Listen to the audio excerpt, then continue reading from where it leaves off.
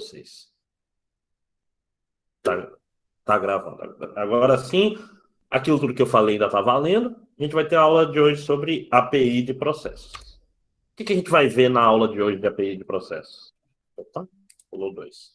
A minha ideia é mostrar de uma forma bem prática o funcionamento da API de processos especificamente do Linux, tá?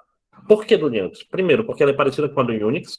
Segundo, porque ela é particularmente diferente de uma maneira interessante, né? Eu não vou falar da API toda, né? Eu não vou falar de todas as camadas de sistemas que existem para cuidar de processos. Eu vou falar de um aspecto interessante da API de processo do Linux. Então, por quê? Porque isso vai ser interessante para a gente entender como funciona o processo de criação e destruição de processos dentro do Linux, tá? Então a gente vai focar apenas em 3 chamadas de sistemas. Essa aula poderia ser bem rápida, mas eu vou explicar com bastante calma, porque essas chamadas de sistemas são meio diferentes, vamos dizer assim. Elas funcionam de uma forma um pouco não usual. Não é do jeito que você espera que fossem. A API de processos do Windows, ela sim, ela é do jeito que você. Se você pensar assim, como é que vai ser uma chamada de função que cria um processo novo? O jeito que você pensou aí é o jeito que a do Windows funciona. A do Linux, não. A do Linux, você tem 2 chamadas para criar um processo, que é uma parada bem estranha, né? A gente vai focar nessas 3 chamadas aqui: fork, wait e exec, que essa é a ordem que eu vou falar. Eu vou falar do exec por último, tá? E tentar explicar não só como elas funcionam, mas por que a API do Linux foi feita dessa forma, tá bom?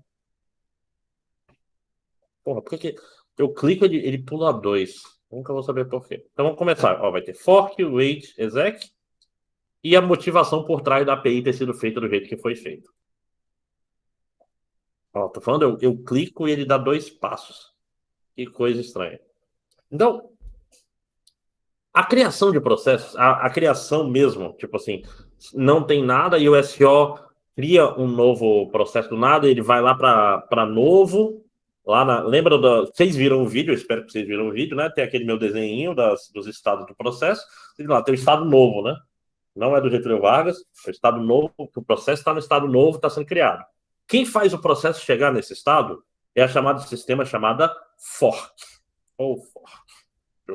Fazer uma coisa aqui, ligar logo aqui o. Vai estar carregada? Ação, aí, garoto. Olha que legal. Estou usando a. Não dá para vocês verem, mas eu estou usando a mesa. E vocês vão ver que eu sou tão ruim com a mesa quanto eu sou com o mouse. Então não faz muita diferença para mim, na verdade, né? Ó, chamada fork, né? Nossa, a cor tá feia. Ah, não consigo fazer uma linha reta, né? Fazer uma linha verde. Olha que bonito.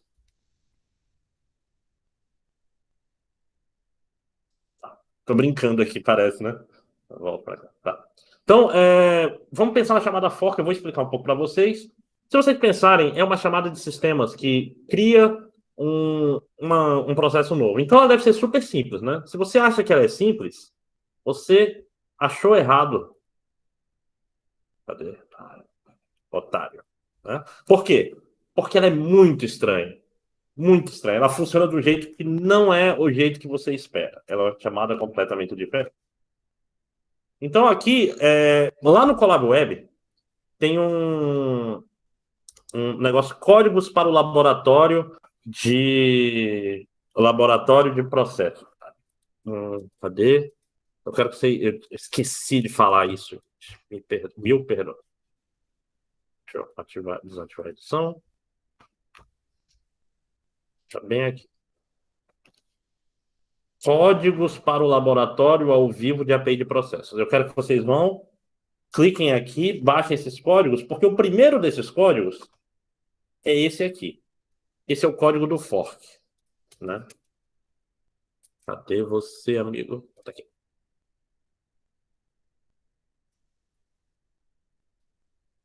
Tá? Então eu vou primeiro mostrar o código para vocês, depois vou mostrar ele sendo executado, e aí a gente vai discutir por que ele foi executado do jeito que ele foi executado. Tá?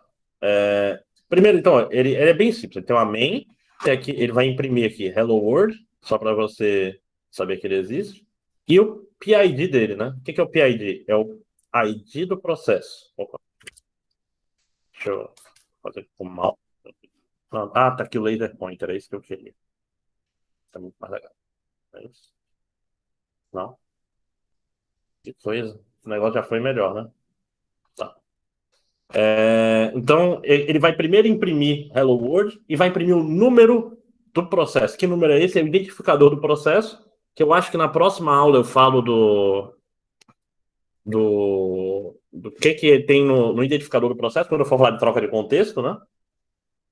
Tem lá. Então, esse ID é um ID que identifica o processo lá numa tabela de processo. Então, ele vai imprimir ele e o número dele. Vai chamar aqui fork. Depois eu vou explicar como é que funciona. RC é uma variável que vai pegar o retorno dessa chamada fork. Tá? Deixa eu ver uma coisa aqui. Não tem como diminuir, infelizmente. Pegando o retorno dessa chamada fork. Se esse retorno for menor que zero, é porque deu erro nessa chamada fork aqui. Se esse retorno for menor que zero, ele vai imprimir erro no fork e vai sair. Esse exit devia estar para cá. Se o retorno não for menor que zero, é sinal que o fork deu certo. Aí ele vai checar o que foi retornado. Se o retorno for igual a zero, ele vai imprimir olá, eu sou o filho com ID tal. Se não for menor que zero, nem for igual a zero, o que ele vai ser? Que vai ser maior que zero, né? Então, se ele for maior que zero, aí ele vem aqui. Olá, sou o pai de %d, que é justamente esse número que está no RC, né? Ou seja, eu sou o pai de o valor que foi retornado por essa chamada fork e aqui o próprio ID dele com essa função getPID, que é a mesma que eu estou usando aqui e a mesma que eu estou usando aqui. Entenderam? Se não entenderam, tem a mãozinha aqui no Meet, né?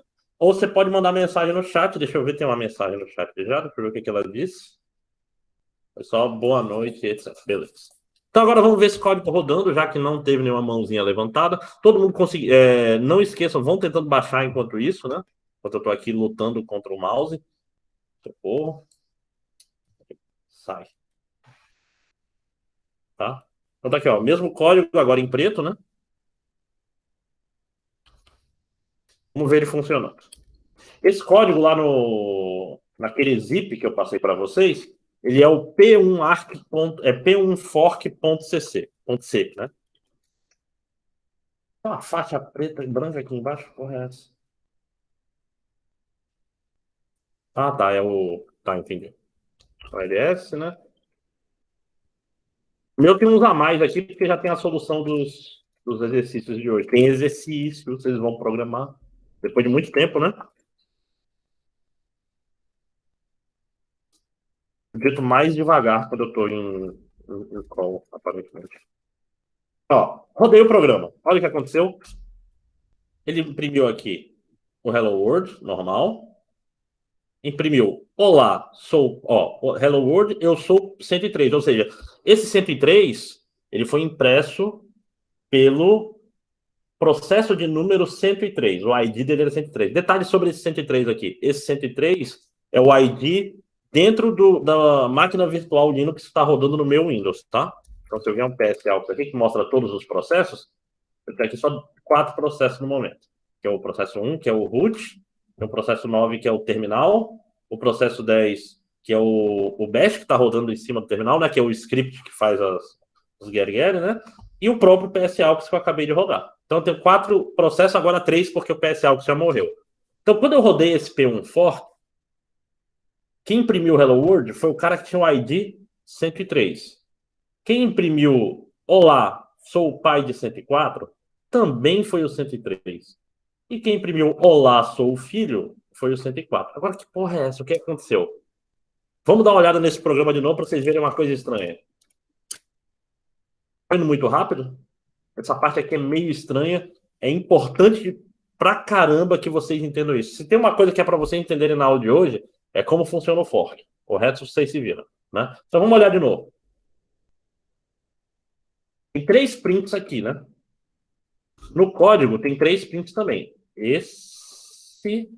Tem 4, né? Tem esse. Tem esse aqui que é o print de erro, né? Então vamos ignorar ele por enquanto. Mas tem esse esse e esse. E esses três foram feitos, né? Foi feito o Hello World, World. Foi feito Olá, sou o filho. E foi feito Olá, sou o pai, não foi? Agora, olha só. Como pode uma coisa dessas? Não tem uma coisa muito estranha acontecendo aqui? Não tem uma coisa bizarra rolando? Vamos olhar aqui. Como pode ele ter imprimido esse Olá, sou o filho e Olá, sou o pai? Por que eu estou perguntando isso? Porque ele vai imprimir Olá, sou o filho se o RC que foi retornado aqui por esse fork foi igual a zero. Certo? Se o RC for igual a zero, ele vai imprimir Olá, sou o filho. Se o RC for maior que zero, ele vai imprimir Olá, sou o pai. Certo? Mas o que aconteceu? Imprimiu Olá, sou o filho e também imprimiu Olá, sou o pai. A Rafaela já vislumbrou o que aconteceu. Como pôde acontecer ele entrar no if e no else ao mesmo tempo, né? Na prática foi isso que aconteceu. O programa entra no if que é igual e entra no else ao mesmo tempo. Por quê? Porque a mágica acontece aqui durante essa chamada fork, tá? O que a chamada fork faz? E detalhe, tá nos slides lá, mas eu vou falar aqui direto que eu já aprendi nessa aula que falar mostrando o código aqui direto funciona muito melhor, eu já tenho ela bem de cabeça, não preciso do slide. Tá? Então vai chegar o slide depois, você vai ter exatamente isso que eu falei. Assim que essa chamada fork é feita, ela é feita, por exemplo, nesse exemplo que eu rodei aqui, quem imprimiu o Hello World foi o 103, né? Então, ó, até essa linha aqui é o processo de número 103. Deixa eu rodar de novo para ter números novos. Ó, agora que eu rodei de novo, ó, 110, 110 e 111, tá? Então, ó, quem imprimiu esse Hello World foi o 110. Quando o 110 chama fork, acontece uma coisa engraçada.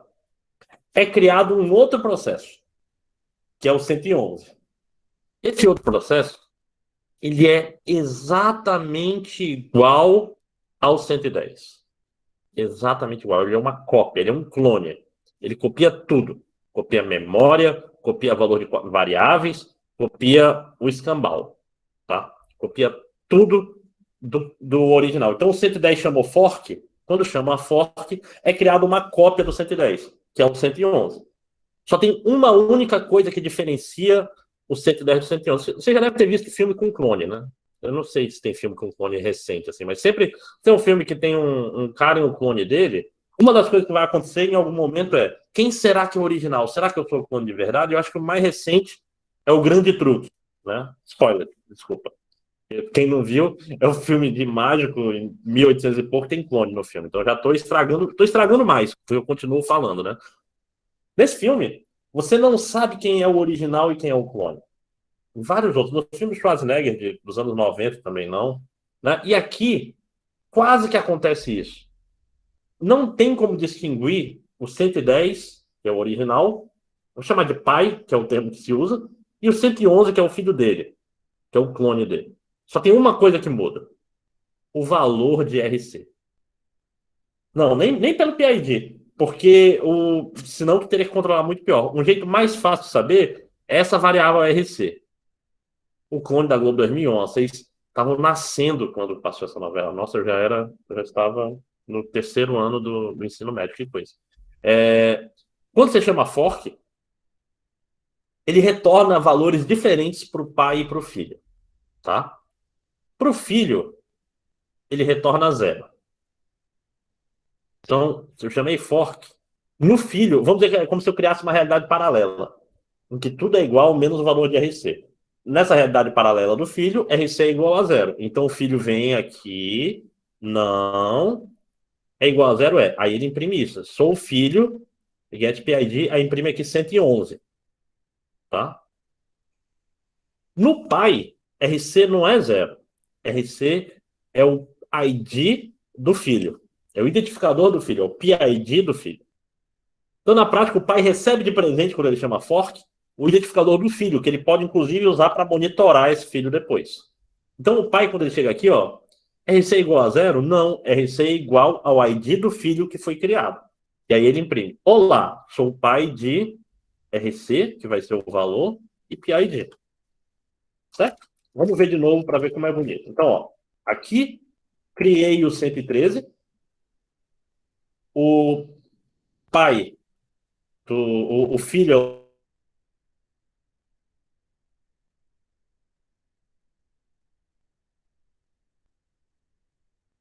e o filho imprimiu isso. Deixa eu ver uma coisa aqui. Travou? Estão me ouvindo? Ouvindo? Ok. Ô, internet. Mas vocês entenderam, né? Então, vou só repetir o final. Então, ó, o pai, o 113 imprimiu isso, o mesmo 113 imprimiu isso aqui, e o 114 imprimiu isso aqui, que é o filho, tá? No meu, então, essa é uma boa perguntinha. No meu, o pai está imprimindo primeiro. Opa, voltei demais. Porra, não seja burro. O Ian fez uma ótima pergunta. Ele perguntou: o pai sempre imprime primeiro? Não, de forma nenhuma. Quando você chama RC, e aqui eu vou precisar da ajuda do desenho, é foda dizer, pega aqui essa mesa digitalizadora, vai ser ótimo. Aí tu usa a mesa, fica mais feio do que o mouse. Tá bom? Então, se vocês viram, e vocês viram que vocês são ótimos alunos na aula passada, os estados diferentes de um processo são o quê? Eu tenho aqui novo, novo parte para pronto, pronto parte para executando, executando parte para bloqueado ou suspenso. Tá até bonitinho. Bloqueado volta para pronto, né? Lembrando, pode bloqueado voltar para executando? Pode, mas quase ninguém faz assim. No máximo que tu faz é no escalonamento dar uns bônus lá, porque tu quer tomar essa decisão de novo, né? E aqui, cadê? Para terminar. Isso aqui cai em concurso, isso aqui é a base da base da base de SEO, tá? Então, como é que. Vamos ver o ciclo de vida disso. Eu chamei meu programa, tá? O P1 Fork. Ele é criado, vai para novo, fica pronto. Assim que ele fica pronto e aqui libera a CPU, o SEO, devido a alguma política de escalonamento, que a gente vai falar um pouco nas próximas aulas mais para frente, ele decidiu: opa, esse cara aqui, vou tirar ele de pronto e vou botar ele executando. Beleza. Botou em executando, ele vai começar a rodar. Imprimiu o Hello World, imprimir, ele já vai para bloqueado. Volta para pronto, quando termina de imprimir. Aí escala lá de novo, volta a executar. Chama fork. Fork é mais uma chamada de sistema. Então aqui o pai está aqui. Pai está on, bem aqui no bloqueado. Chamou fork. Quando ele chama fork, o que o SEO faz? É chamada de sistema, né? Chamada de sistema chama uma função que cria um processo novo lá dentro. Então o SEO vem e cria o filho aqui. Está criando o filho. Enquanto o SEO está criando o filho, assim que o SEO define esse é o ID do filho, ele passa o ID para o pai e o pai vem para cá para pronto. Tá até bonito, meu Deus. Tô surpreso. Compara com os slides, né, gente? Aquilo lá eu fiz no mouse. Vocês vão ver, tem umas aulas mais para frente que o mouse que eu usava estava dando duplo clique. É uma agonia terrível. Terrível, terrível, terrível. Tá? Então, ó, o pai chegou em pronto. Nesse tempo que o pai chegou em pronto, pode ser que o filho chegue aqui em pronto também. Aí quem vai rodar? Vai ser o pai que tem prioridade? Vai ser o filho? Depende. Depende do algoritmo de escalonamento. Depende se o filho chegou. Às vezes o filho pode chegar em pronto antes do pai chegar em pronto. Às vezes o pai chega em pronto e já executa antes do filho chegar aqui. Depende. Depende. Fora laboratório avançado, que o Barreto dá spoilers, é uma palavra que você não ouve em programação, né? Por quê? Porque seu programa funciona do jeito que ele tem que funcionar. Seus programas, eu espero, são o que a gente chama de determinísticos. Por que o que é um programa determinístico? É o que, dada a mesma entrada, ele vai dar a mesma saída. Você consegue determinar qual é o processamento desse programa. Esse programa não vai rodar nada aleatório. Pode falar, Rafael. Professor, nesse caso, teria, tipo, a nível da CPU, ele trabalharia em paralelo ou seria aquela pseudo-concorrência que uma hora está fazendo um pouquinho, outra hora está fazendo outro? Isso é uma ótima pergunta. As duas coisas. Se eu tenho só uma CPU, eu tenho pseudo-paralelismo. Por quê? Porque não tem como eu rodar duas coisas na mesma CPU. Fora pipeline, não. Vamos simplificar para a gente, não tem como rodar duas coisas na mesma CPU. Se eu tenho múltiplos cores, eu aumento a minha complexidade, porque eu posso, inclusive, ter pai e filho rodando em paralelo. Verdade. Em verdadeiro paralelo. Por quê? Porque o pai pode ficar na CPU 1, o filho fica na CPU 2. Nada impede. Eu tenho, acho que, 4 cores aqui. Então tem uma chance real disso acontecer. Esse Mas aí, programa... se o processo, tipo, se depender, o filho depender de algo do pai ou vice-versa? Aí é o terceiro módulo dessa disciplina, que é concorrência. É um monte de coisa para esperar, para dar sinal, aí, tipo assim, é toda uma nova área da programação, que é a programação concorrente. Tem uns algoritmos muito loucos, que todos são baseados nesse sentido. E é uma coisa que, se tem uma coisa para ficar dessa aula para vocês, além do funcionamento do fork, é já deixar na cabeça de vocês. O programa de vocês, a partir do momento que ele não depende só de si mesmo para rodar, tudo pode acontecer. A ordem que isso aqui roda, o meu tá rodando sempre pai antes do filho. Quando vocês pegarem para rodar aí, talvez rode o filho antes do pai. No Mac, no meu Mac, pelo menos velho, ele sempre rodava o filho antes do pai. Aqui no Windows ele faz ao contrário. No Linux ele variava. Então, depende, vai depender do que. O Chrome está aberto ou não? Está pesado o teu computador? Como é que está o escalonamento? Por quê? Porque ele depende de terceiros, né? Então, do ponto de vista do seu programa, se o programa fosse uma pessoa, é como se tivesse uma força invisível atuando que mexe no destino dele e ele não tem nenhum controle, né? Ele não sabe quando ele vai entrar na CPU. Ele não sabe se o filho está na CPU, se o filho já foi, porque ele não enxerga o filho. Porque virtualização, né? A gente quer que os processos sejam assim, ele não enxerga. Se o processo pai quiser se comunicar com o filho, ele vai ter que usar o quê? Ele vai ter que usar o sistema operacional. Ele vai ter que usar a chamada de sistema para poder fazer comunicação, para poder esperar, para poder fazer qualquer coisa. Ficou claro? Entendi. Obrigado, professor. De nada. Alguma outra dúvida, pessoal? Sempre, ó, esse é o esquema. Você pode botar no chat, ou você pode levantar a mãozinha, o que for mais agradável para você. Quer abrir câmera, pode abrir câmera. Se não quiser abrir câmera, pode... Aquela história. Eu abro câmera por uma razão bem simples. Eu gosto muito de gesticular, né? Então, fica até ruim. Tipo assim, eu faço isso, faço, né? Então, é importante, tá? Então, vamos lá. Deixa eu... Até me perdi aqui, de tanta coisa que eu falei. Tá, isso aqui foi o que eu falei. Tem uma coisa que eu falei em passant a palavra em francês, né?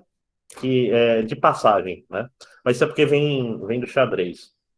Falei só de passagem, uma coisa que é uma coisa muito importante. O filho copia toda a memória do pai. Ele tem exatamente as mesmas variáveis do pai. Como isso funciona?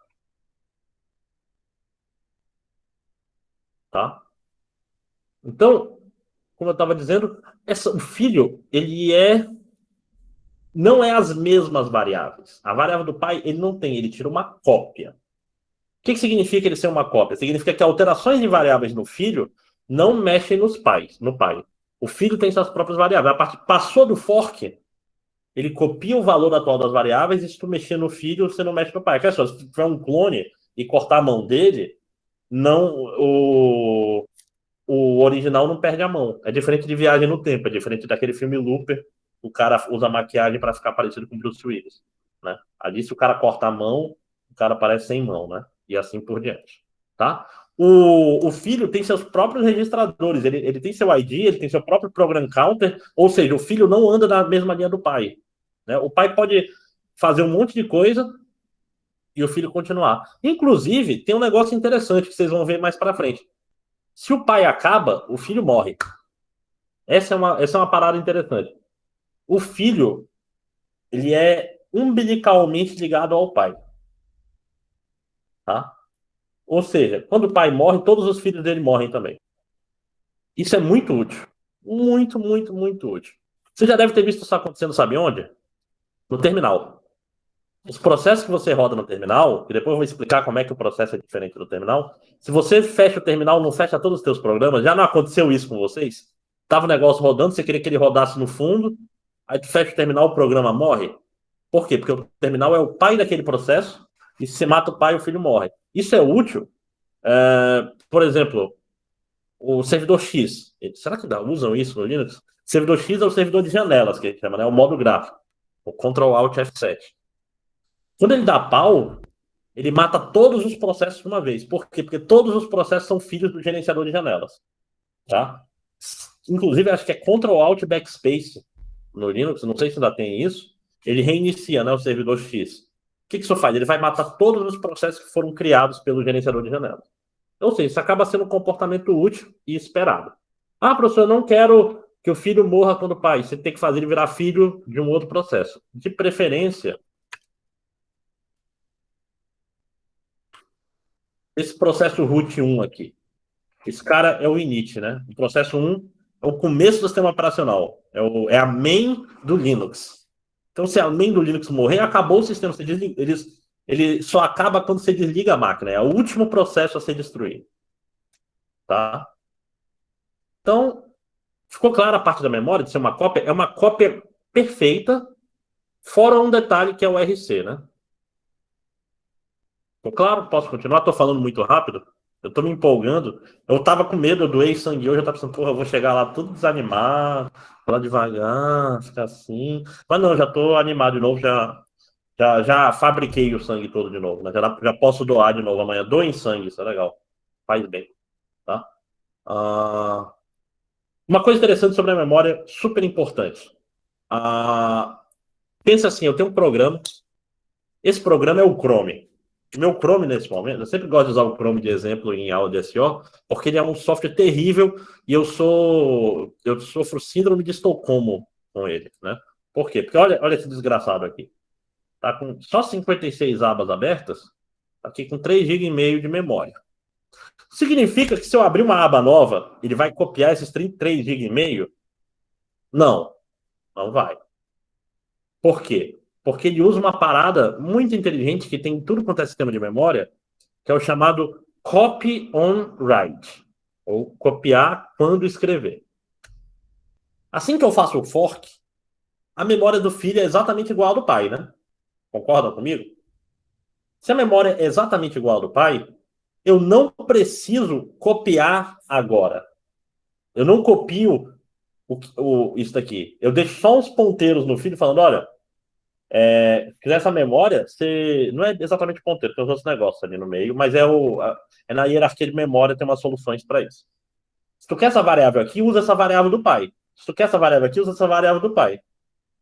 Isso vai continuar desse jeito até que ou o pai ou o filho modifiquem a variável. Se o pai modifica uma variável, aí o filho é meio que avisado, opa, não é exatamente assim. O filho vê que a variável vai ser modificada e o SO tira. Aí sim o SO copia. Ou seja, vai copiando só o que é modificado. Né? Isso tem uma razão para ser assim. Tem uma razão que eu vou explicar mais para frente. Então, é copy on write, porque só se o filho modificar ou o pai modificar, que ele copia. Se o filho modificar, ele só tira o ponteiro e muda o valor. Se o pai modificar, antes dessa modificação acontecer, se tira uma cópia e passa para o filho. Diga, Lucas. No caso, seria uma coisa que eu ainda não entendi. Eu tava tentando entender até agora, mas não consegui. Por que quando o filho roda, ele não repete o Hello World, por exemplo? Porque é antes de ele ter sido criado? Isso é uma ótima pergunta e eu vacilei, peço perdão. Tem um detalhe muito importante. O filho, ele é uma cópia. Se vocês chegaram a ver registradores em organização de computadores? É organização, arquitetura que você tem? Creio que sim. Sim. Não sei se vocês lembram, existe um registrador chamado Program Counter. O que o Program Counter é? Ele diz, é um ponteiro para a linha de memória, a linha do código lá, não é do código, né, do executável, que está sendo executada nesse momento. Terminou de fazer uma instrução, por exemplo, terminou esse printf aqui, o que ele faz? Ele faz program counter mais, e o program counter vem para cá. Aí ele pega a próxima linha, certo? Tá aí, tudo bem? Quando eu falo que ele copia o pai, ele copia mesmo, inclusive o program counter. Copiar o program counter, deixa eu tirar esse negócio para cá. Ô, droga. Vou achar um ponto aí, garoto. Aqui no cantinho, que não atrapalha ninguém. Então, copiar o program counter significa o quê? Significa que, como o processo pai está nessa linha, o filho vai copiar até isso. Ou seja, ele copia a linha que o pai está.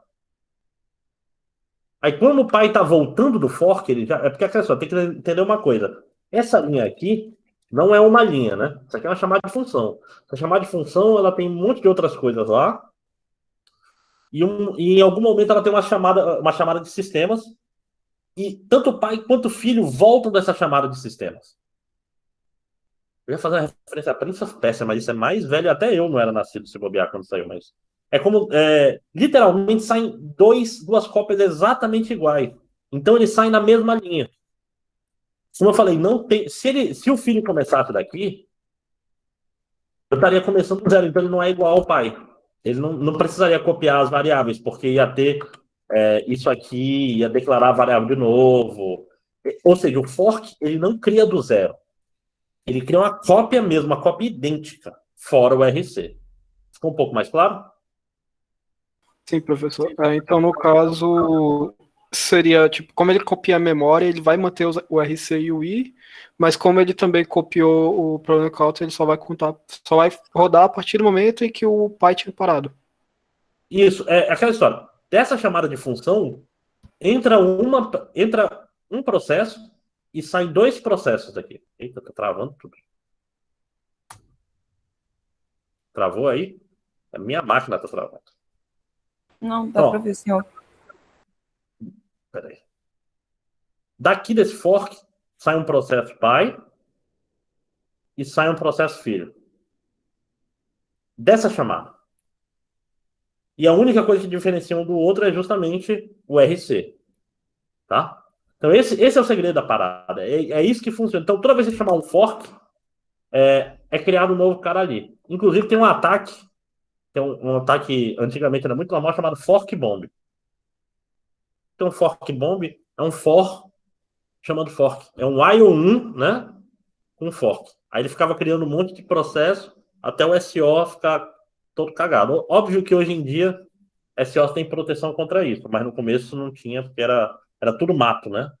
Então uma coisa simples, por que isso era um ataque? Porque o SO tinha um trabalhinho para fazer um fork. Não era tão simples. E pior, deixa eu até pegar e tentar explicar para vocês melhor o que quer dizer isso. O que quer dizer um fork bomb. Lembre de apagar isso depois. É uma parada tipo assim.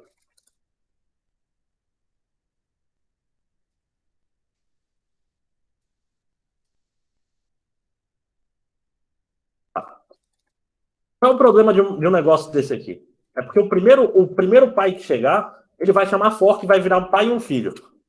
O pai e o filho estão nessa linha. Eles vão voltar para cá e os dois vão chamar fork. Ou seja, o pai vai ter mais um filho e o filho vai ter outro filho. Então é exponencial esse negócio. Esse negócio explode muito rápido. Aquela história, menos de 100 filhos, o SO já te mata. Ele nem espera. Ele já vê, ih, rapaz, esse cara aí tá de fuleiragem.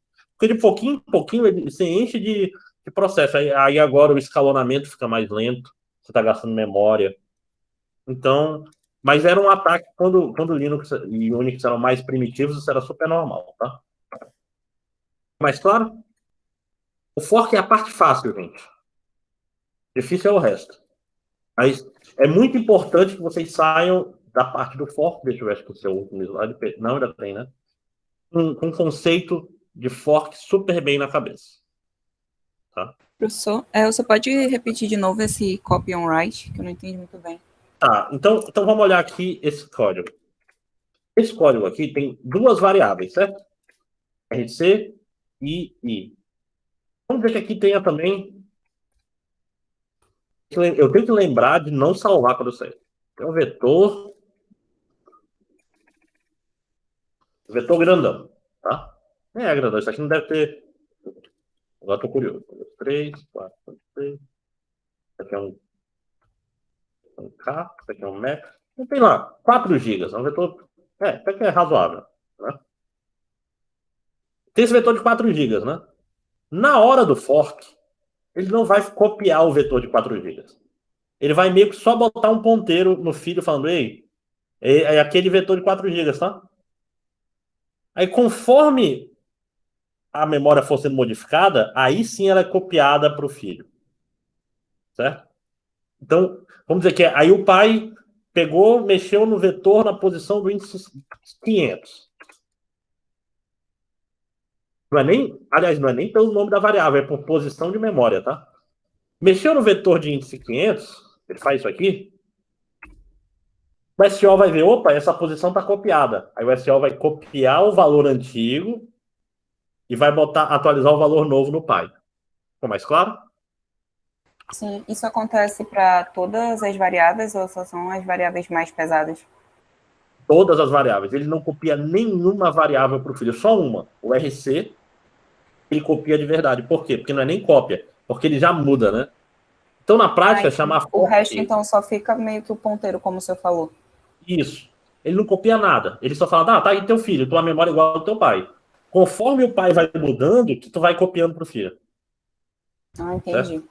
Beleza. Né? Isso é bom porque o fork dura pouco. A gente vai ver, quando eu falar de exec, esse comportamento de filho, cópia, clone, isso não dura muito tempo. Tá? Então, como é curtinho, você nem precisa copiar, não perde tempo copiando, não. Tu assume que é igual do pai, e caso o pai modifique, aí tu copia para não ter erro de lógica, né? A gente vai já testar isso aqui. Tá? Esse é o mesmo, né? Tá, isso aqui eu acho que eu já falei, deixa eu ver. Sim, já falei que é não determinístico. E agora vamos testar. Tem aquele P1.fork, ele tá lá na pasta de vocês, naquele zip. Eu quero que vocês peguem ele e façam duas coisas. Primeiro, vamos testar o copy on write, tá? Pega aquele programa com fork, cria uma outra variável x e dá um valor para ela. Vê o valor no filho e no pai. Aí testa primeiro. Mudei o valor no X, no filho. O que aconteceu no pai? Mudei o valor no pai, o que aconteceu no filho? Testem o copy on write, testem a cópia de memória mesmo. Ficou claro? É bem simples. Tipo, tu testa uma vez mudando o valor de X no pai, né? No if do pai, outro no if do filho. Tá? E o dois é interessante. Isso aí talvez vocês vão ter que fazer uma pesquisinha para lembrar como é que funciona. Escreve um programa que abre um arquivo para escrita e chame fork. Os dois escrevem no arquivo ao mesmo tempo. O que é que acontece com o arquivo? Isso é interessante, né? Tente gravar uma string longa ou alguma coisa assim no arquivo, no filho e no pai, para ver o que acontece. Ficou claro? Isso aqui é um negócio bem exploratório. Eu quero que vocês rodem, eu quero que vocês vejam o que acontece para explicar o que está acontecendo, tá bom? Então vocês têm aí até 9 horas para fazer esses dois. Acho que eu vou estar aqui para tirar as dúvidas, tá? Vou estar aqui para tirar as dúvidas, só levantar a mão. Eu vou desligar a câmera e o microfone durante uns 3 minutos aqui, que eu vou só pegar água, porque eu estou sem água aqui, tá? Alguma dúvida? O código do fork está lá no Colab Web. É só você pegar lá, tem todos os códigos dessa disciplina, tá bom? Então vamos lá, porque isso aqui vai ajudar vocês a terem o feeling da parada. Vocês verem o código rodando caramba, olha só, mexi aqui, aconteceu isso mesmo. Principalmente esse do arquivo, tá bom? Vamos lá. Tá contando o tempo. Taca de pau. É bom vocês pegarem prática, porque o trabalho que eu vou passar hoje tem a ver com fork, tem a ver com exec, então vocês já estão estudando para o trabalho. Até lá. Não, tu cria a variável x antes do fork e modifica ela depois do fork. É basicamente isso. Tá? Aí modifica no filho. Pode tentar. Modifica dentro primeiro do if, depois do else e vê se muda alguma coisa. Esse é bem simples, tá bom? Já vai.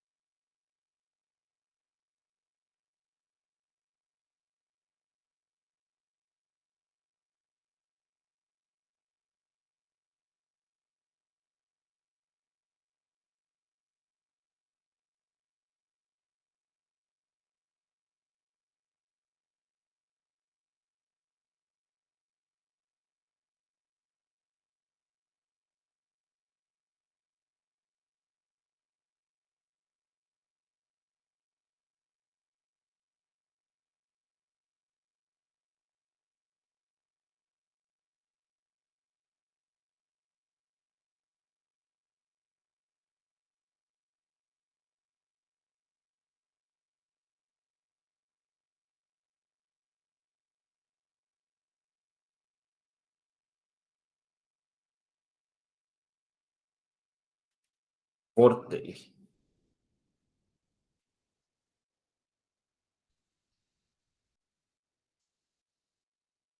Isso. A variável x é declarada antes do fork, então eles vão ter, teoricamente, a mesma variável x.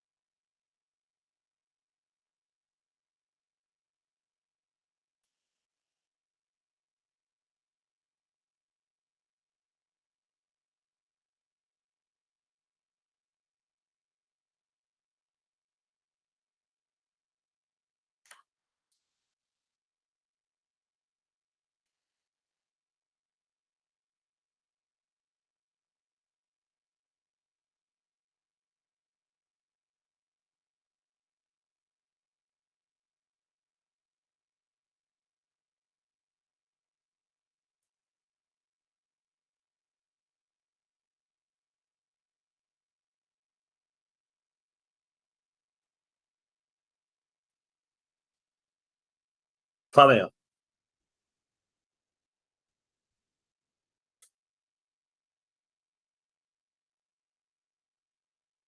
Ah, tá. Então, posso baixar com a mão, então?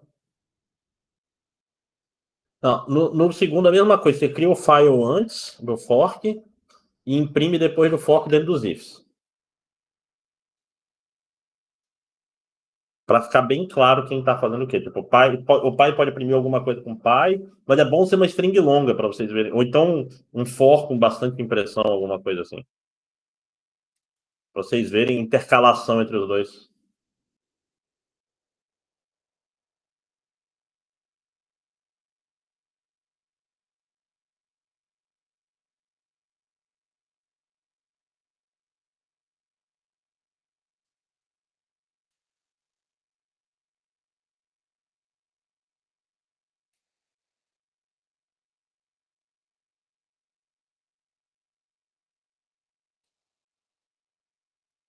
Eu só vou ver uma coisa aqui.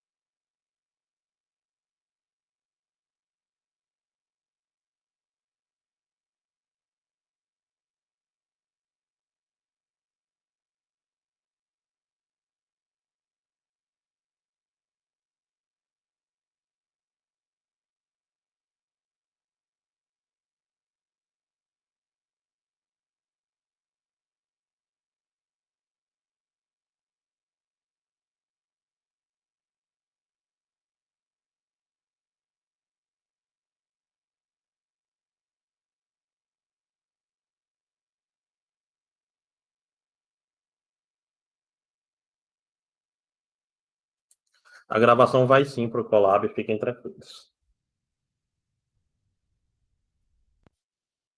Quando vocês terminam aí, eu tô aqui tirando dúvida, eu vou pedir um iFood para pegar no meio. Olha, não é propaganda, né? Não vou... pareceu publi, né? O que eu pedirei? Nossa, que cupom. É blogueirinha, né?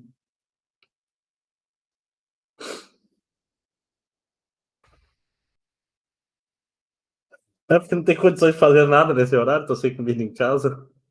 Mas se você pedir agora, chega perto do final da aula, pelo menos, né?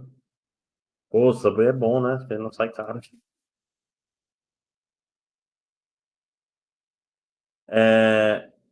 O valor da variável mudar depois que chama fork, se tu mudou no pai, só no pai. No filho, ela permanece com o valor original. Esse que é o importante de vocês verem acontecendo. Tipo assim, se eu mexer no pai, não mexe no filho. Se eu mexer no filho, não mexe no pai. Cada um tem o seu X e eles ficam lá. Mas o arquivo é que é o grande mistério que eu quero. O arquivo é que tem uns detalhes. 5 minutinhos, pessoal. Vocês são capazes. Deixa eu ver o que tem de promoção hoje.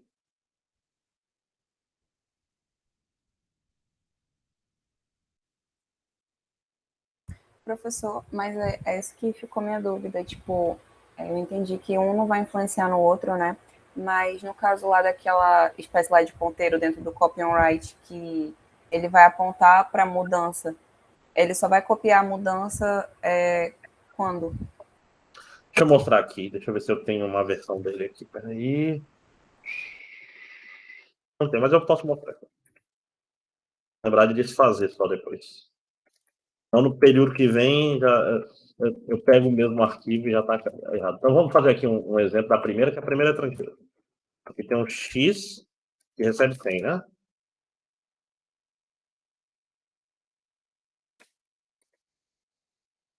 Dois prints. Não, você é preguiçoso. Quão preguiçoso é você? Deixa eu ver. Você é muito preguiçoso. Em vez de PID, eu vou imprimir X. Vai ficar bem tosco. Ó, o filho vai imprimir o valor de X dele. E o pai vai fazer aqui.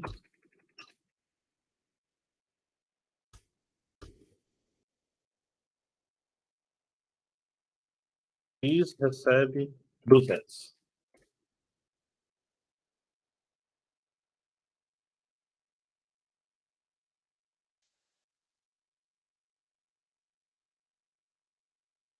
Oxe, não salvou? Ah, tá aqui. O filho imprimiu, ó, 100, mesmo com o pai tendo mudado o valor para 200, né? Se eu fizer o inverso, aqui é aquela história. Se eu fizer aqui, e o pai também não vai imprimir o PID, ele vai imprimir o X aqui. Ó, o filho vai imprimir 200 e o pai vai imprimir 100.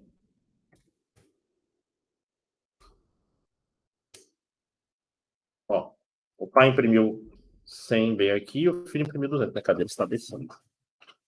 Por quê? Por que o pai imprimiu 100 e o filho imprimiu 200? Vamos ver. O WSL não vem com C++, não vem com C, não vem com nada. Né? Ele vem brutal. Então, olha só. O filho modifica o valor da variável X para 200. O pai não. Certo? Então, o pai imprime o valor antigo de 100 e o filho imprime 200. Certo? Tá aí tudo bem? Então, o que acontece? Nessa linha aqui, X recebe 200. Quando ela acontece, ele vê, opa, o filho pegou 200. Eu não vou nem copiar aquele valor de 100, já vou botar aqui. Se fosse o pai recebeu 200 aqui. Na hora que o X recebe 200, o que o SO faz? Ele fala, opa, isso foi copy on write. Então, eu vou pegar o valor antigo, que é 100. Eu vou até rodar de novo aqui, porque o pai roda antes, né? Então, se a gente olhar, o pai muda o valor para 200 e o filho ainda assim imprime 100, não é verdade? Ou seja, primeiro o valor de X mudou para 200 e depois o o filho ainda usou o valor velho de 100, né? Interessante, não é? Por quê? Porque no momento que o pai faz X e recebe 200, o filho tira uma cópia do valor anterior e fala, calma, deixa eu só copiar aqui rapidinho. É que nem o professor indo apagar o quadro branco, né? O aluno quer terminar de copiar antes. Na época a cópia, então, é referente ao valor anterior. Até o momento em que ninguém foi mudado, era só a espécie lá do ponteiro, mas quando foi mudar, aí que ele copia. É a mesma coisa. O professor estava escrevendo coisa no quadro, o aluno está só olhando. Na hora que o professor vai apagar, o aluno fala, espera aí, deixa eu copiar. É isso que acontece no copy and write. Tá. Basicamente, esse essa é a analogia que vai deixar bem claro na cabeça de vocês, que todo aluno já fez isso. Né? Fizeram a segunda com um arquivo? Eu já vi que o Ian falou aí. Deixa eu mostrar a minha, enquanto vocês... Para a gente não passar muito do horário, né?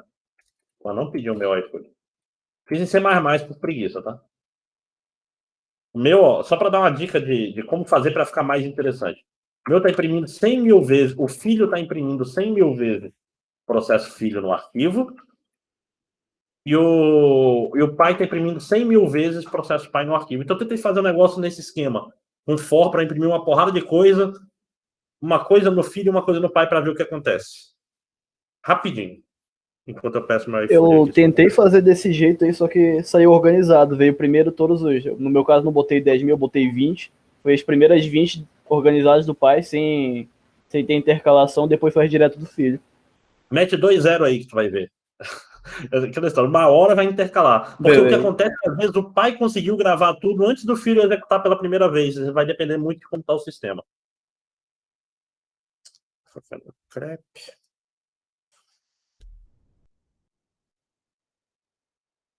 Deixa eu ver o que está em promoção aqui.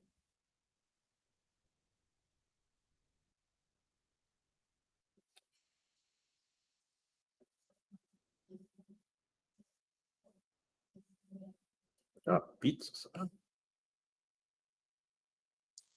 Eu mereço.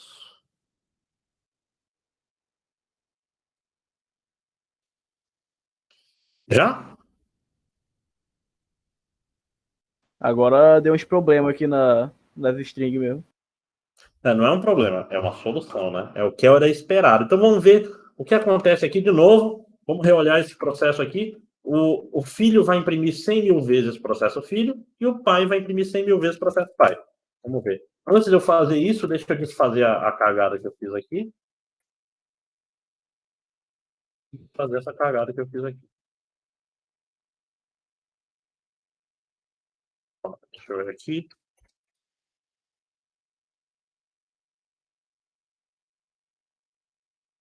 Vou entrar só.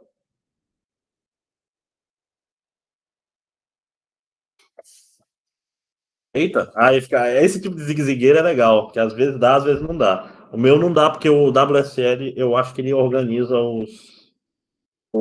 ele trava o arquivo. Já fez? Vamos ver qual é o nome do arquivo que eu botei mesmo, eu sou meio burro. Opa. Saída.txt, um ótimo nome. Ó, no caso, ele ficou imprimindo o processo pai. Aí chega uma hora, ó, o que aconteceu aqui? No começo do fork, o pai foi logo para executar.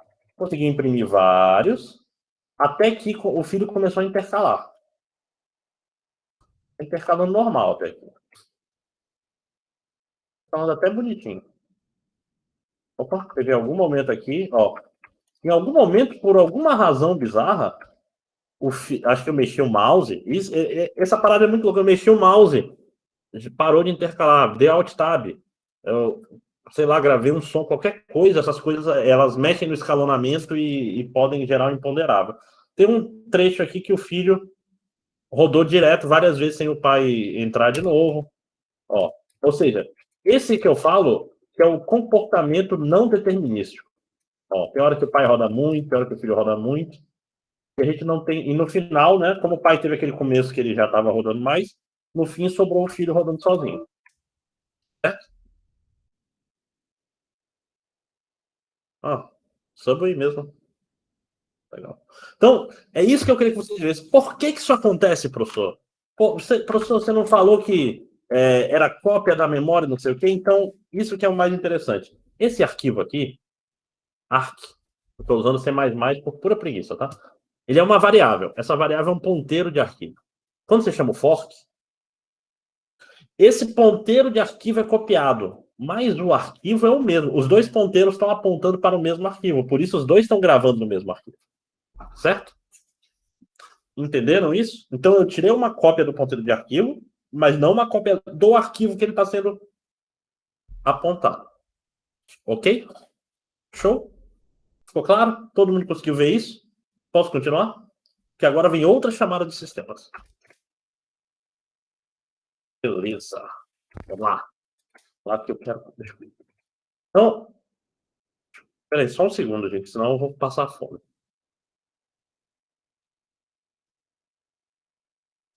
Tá. Quem diria, né? A gente vai falar agora de uma segunda chamada que é chamada wait. A chamada wait, ela é uma chamada muito importante que ela faz um processo esperar pelo outro. Tá? Diga, João Vitor.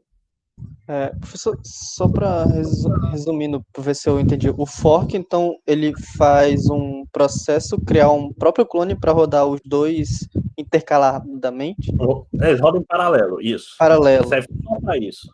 E ele serve para rodar o filho, e no mesmo código, ter o filho e o pai no mesmo código C, vamos dizer assim. Não só C, né? Qualquer coisa. Tá aqui essa aqui. Tá.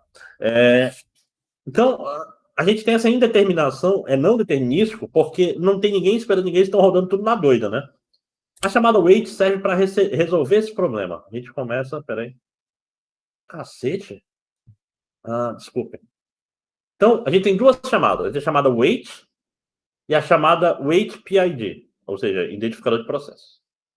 O que elas fazem? Fazem esperar por um processo terminar. Se eu chamar só wait, ele está esperando qualquer filho terminar. Porque tem aquela história, um processo, ele pode gerar vários filhos. O mesmo pai pode gerar 10 filhos, por exemplo. Então, o wait fala assim que o primeiro filho meu terminar, me acorde aqui, me chama que aí eu vou fazer alguma coisa. Já o wait PID espere por um filho específico dado pelo ID. Certo? Eu não vou mostrar muito ela, mas é aquela história. Você olha no manual, no Stack Overflow, tá tudo lá. O importante é entender o conceito, tá? Vou mostrar um código aqui com wait para ficar muito claro. Esse daqui é supimpa. Cacete. Tá. Então, olha só. Tá aqui o mesmo código. O mesmo código, só tem uma linha de diferença. É a linha 14 aqui. Aqui, ó.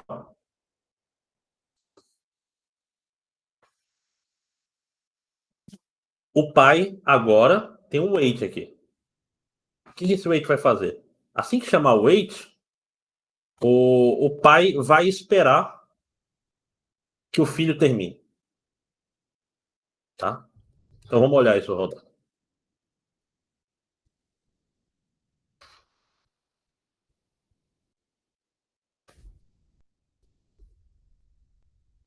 Mas deixa eu ver se ele está mexido, né? Às vezes eu mexo nesses. O wait está no pai. Legal.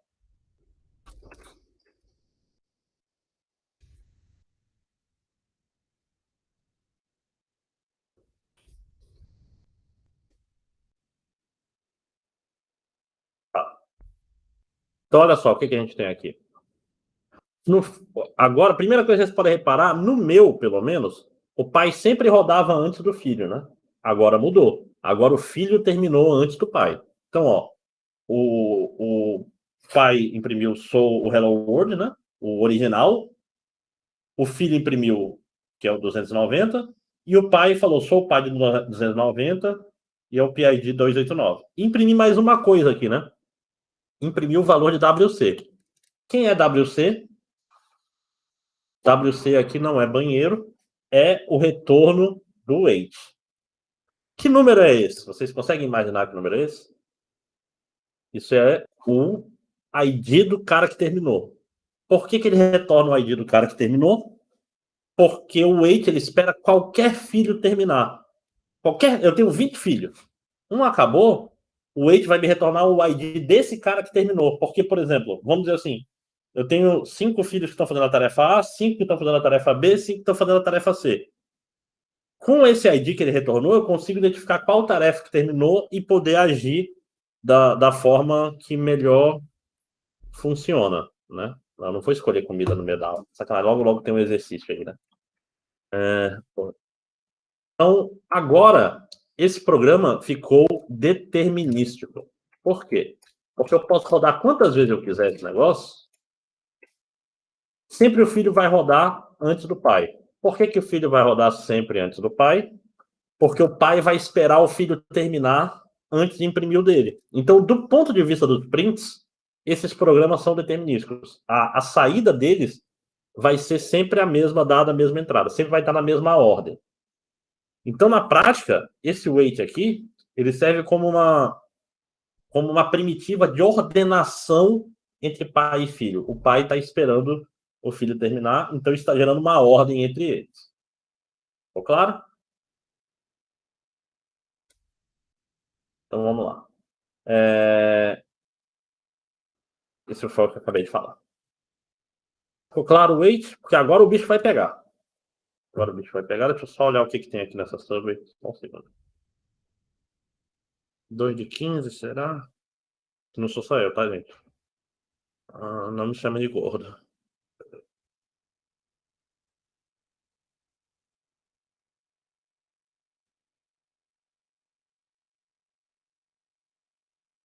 Tá, depois eu vejo. Isso não dá, não tem condições. Não é tão rápido assim para pedir comida, né? Vamos lá. Chamada ESEC, a chamada mais importante da aula de hoje. Não vou perder tempo aqui, porque vocês têm. Vocês estão com fome, eu estou com fome. O wait faz basicamente com que o processo, quando chama o wait, o processo ele sai de executando e fica bloqueado. Então, até bom momento para relembrar aqui, né? Eu tenho aqui. Devia ter feito isso desde o início, né? Tem aqui. Já foi mais bonito, né? Peraí.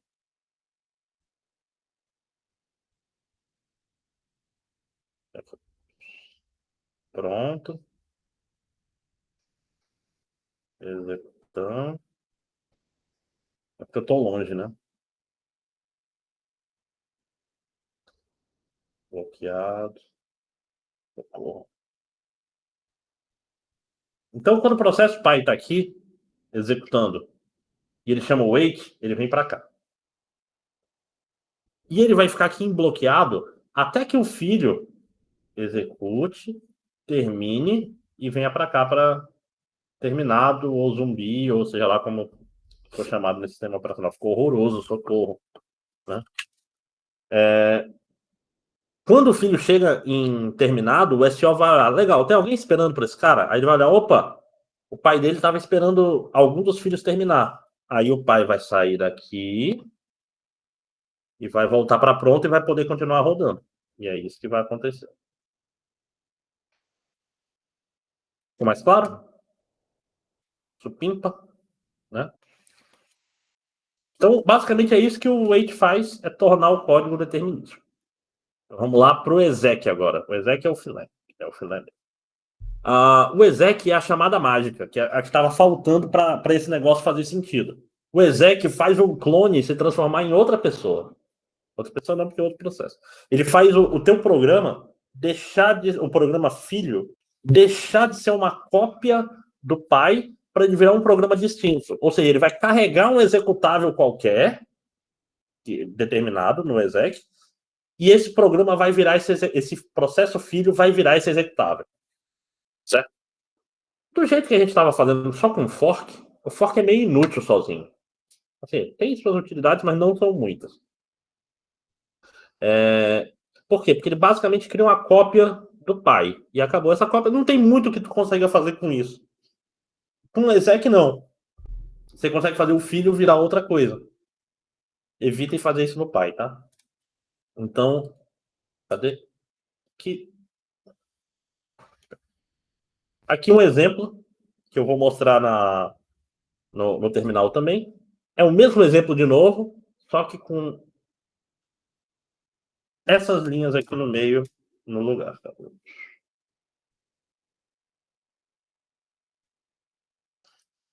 Tá? Tem essas 4 linhas a mais. Aqui, basicamente, é 5, né?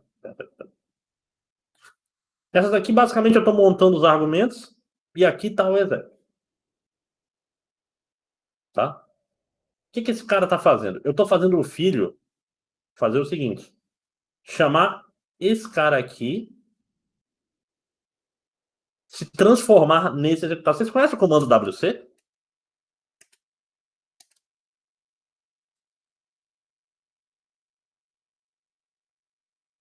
É um comando clássico do Linux. Ele serve para fazer o seguinte. Esse comando, WC é de Word. Oh, amigo. Count. Contador de palavras. Então, ó, WC aqui está falando basicamente o quê? Que esse P1.arc, ele tem 29 linhas, 96 palavras e 778 caracteres. O que é legal aqui? Eu sempre usei na minha vida, principalmente para eu saber quantas linhas tem no arquivo. A gente tem aquele arquivo... Oh, desculpa, não é mais mouse, né? A gente tem aquele arquivo de saída. Com traço L, ele vai dizer só quantas linhas tem. Ele tem 200 mil linhas. Por quê? Porque era 100 mil do pai e 100 mil do filho. Né? Se eu rodar só WC sem mais nada...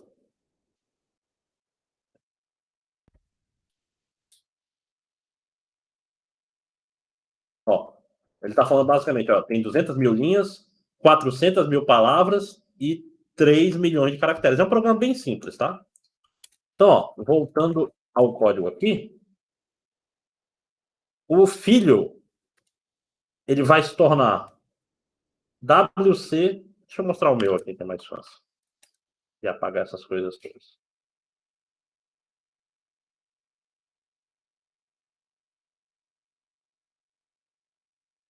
Eu tento correr, mas não adianta. 3 exec. Vou botar o WC mesmo.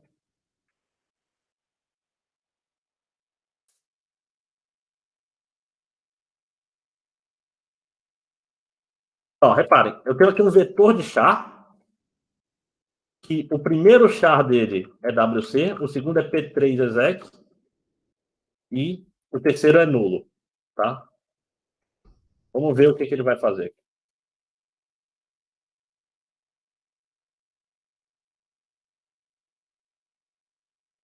Por que eu fiz isso, gente?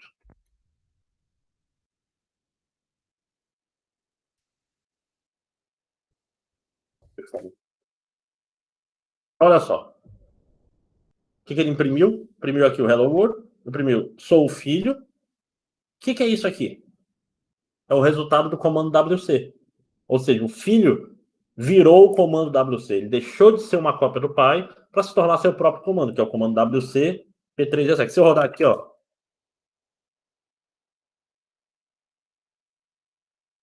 Ele não imprime exatamente a mesma coisa. Quem imprimiu foi esse programa aqui. E o pai imprimiu esse negócio.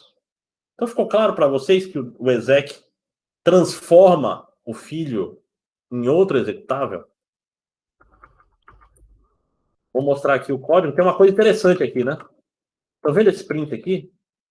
Isso não deve ser imprimido? Esse print, de fato, não foi imprimido. Por quê? Porque nessa linha aqui, o processo filho se transformou em outro processo. O que significa isso?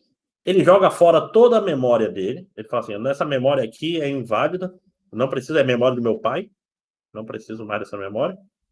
Ele carrega o executável, no caso, esse executável aqui, carrega ele para a memória.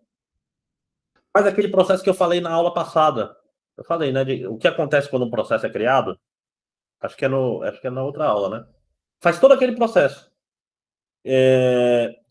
Pega o program counter, depois de gerar as variáveis, etc, blá, blá, blá, blá, blá, ele pega o program counter e bota na primeira linha da main, né? Ele vai lá no começo da main, e esse outro cara aqui, quem são esses caras? Esse cara aqui, esse myargs, ele é colocado aqui, ó, no argv. Né? Se vocês já usaram argv em C, argv do índice 0 é o comando, argv do índice 1 é o primeiro argumento, argv do índice 2 é o segundo argumento, até não tem mais. Quando não tem mais, tem um nulo aqui. Ó, eu estou executando WC com esses argumentos aqui. Ficou claro? Ficou? Todo mundo entendeu por que ele não imprimiu isso aqui? Não ficou claro? Ai, ai. Pois, não, eu vi os não na... Nossa, no chat eu tava, pô, deu tanto trabalho para explicar isso, explicar de novo. Mas ficou claro mesmo, porque isso é importante. Então, de novo, chegou aqui, o filho desaparece e se transforma em outro processo. Com o mesmo ID, mas com outras paradas. No terminal, inclusive, quando eu vou executar um programa, é exatamente isso que acontece.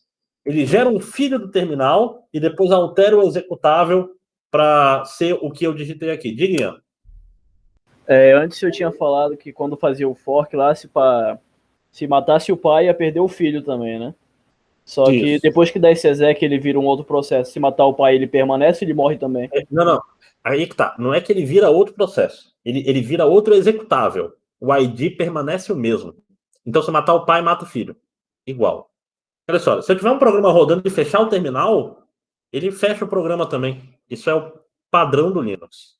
Então, é isso. O filho continua sendo o mesmo. Inclusive, se vocês olharem aqui, o pai tem um wait, não tem? Então, o pai vai esperar o filho mesmo depois de ele se transformar em outro processo. Tá? Aí só quando esse outro processo... Desculpa, eu estou usando o terminal. Quando ele virar outro executável, né? Quando ele executar esse outro executável, o pai vai continuar esperando até esse outro executável terminar. Certo? Ficou mais claro? Então, o wait, mesmo quando ele se transforma aqui, o filho se transformou em outra criatura. Mas ele tem o mesmo PID, né? Tem o mesmo ID.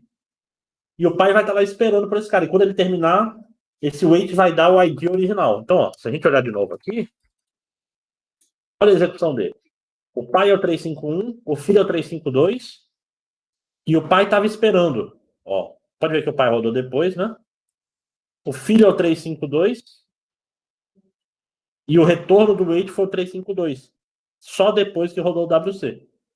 Com isso, você consegue rodar qualquer comando. Qualquer comando, como se eu estivesse no terminal. Sabendo onde está o executável, você executa ele. Né? Sucesso, não é verdade? Não é exatamente o que a gente queria? Agora, com fork e exec, a gente consegue rodar qualquer coisa. Beleza? Ficou claro? E agora eu vou explicar um pouco melhor como funciona esse comando exec, porque ele tem uns detalhezinhos chatos. Vamos lá. Deixa eu ver, sobrescreve. Tá, ele sobrescreve o executável do processo atual, reinicializa a memória, ou seja, ele joga fora toda a memória. Inclusive, esse negócio de jogar fora a memória é uma das razões do copy on write, né? Porque geralmente se faz um fork, aí faz algumas coisinhas e um exec. Então é curto esse tempo. Então não faz sentido eu copiar toda a memória do pai, porque logo o filho vai jogar fora essa memória toda. Eu ia perder só tempo, tá? Certo? Então, a grande coisa é, o exec ele não cria um processo novo, ele transforma um processo novo. Teoricamente, você não precisa chamar fork para chamar exec. Você pode simplesmente pegar teu programa e transformar em outro e pronto. Isso pode até ser um ataque, você sabe. Vamos ver. Bora ver o que acontece. Estamos aqui para isso mesmo, né? Vou pegar essas 4 linhas aqui. Vou colocar aqui antes do hello, sou o pai. Então, olha só. Ele vai esperar o filho terminar e vai dar o exec aqui no pai também.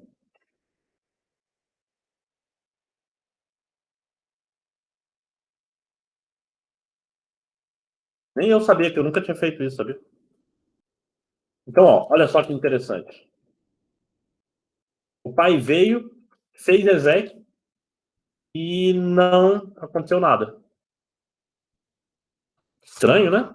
Curioso, não acham?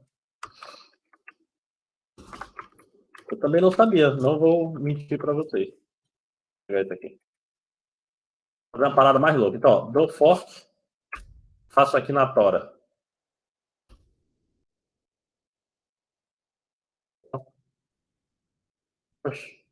Ah, tá. Eu tenho que pegar isso aqui.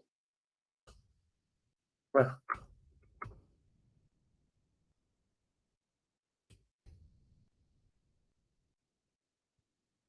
Para essa variável antes do for. Estamos prontos. Ó. Caramba. Bom, os dois. Peraí, que agora eu tô curioso. Ele tá se comportando de uma forma muito estranha. Aquilo foi uma cagada de compilação, quer ver? Então vamos ver. Peraí. Agora eu tô confuso. Não gosto de ficar confuso. Ah, será?